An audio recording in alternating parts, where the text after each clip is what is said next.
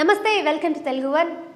Film ఇండస్ట్రీలో నిన్నటి నుంచి కొంచెం టెన్షన్ వాతావరణం నెలకొందని చెప్పాలి.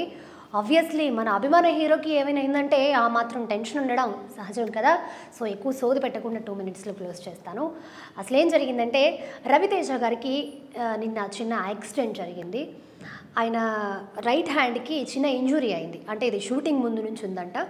ఆయన షూటింగ్ స్పాట్కి వెళ్ళాక ఏదో ఫైట్ సీన్ చేస్తున్నప్పుడు చేతికి ఉన్న గాయం ఇంకొంచెం ఎక్కువైంది. సో అక్కడ నుంచి ఇమీడియట్గా యశోద హాస్పిటల్కి తీసుకెళ్లారు.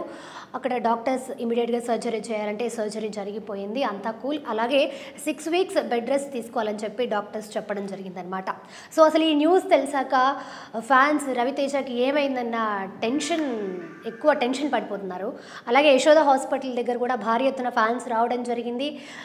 ఇన్స్టాగ్రామ్లో కూడా రవితేజ గారి ఫోటో పెట్టి గెట్ వెల్ సూన్ అనే హ్యాష్ట్యాగ్ని కూడా బాగా ట్రెండ్ చేస్తున్నారనమాట. సో అభిమానులకి నేను చెప్పే విషయం ఏంటంటే రవితేజ ఫ్యాన్స్ ఏం టెన్షన్ పడాల్సిన అవసరం లేదు. రవితేజ గారు సర్జరీ అయిపోయింది, అంత నార్మల్ అయిపోయింది, ఆయన సేఫ్గానే ఉన్నారు. అండ్ అలాగే ఆయన డిశ్చార్జ్ కూడా అయ్యారు, ఇంటికి వెళ్ళిపోవడం కూడా జరిగిందనమాట. సో ఇంకా రవితేజ మూవీస్ గురించి మాట్లాడుకుంటే కనుక ఆయన 75th మూవీ షూటింగ్ జరుగుతుంది. ఆ షూటింగ్ స్పాట్లోనే ఇదంతా అయిందని మనకి తెలుస్తుంది.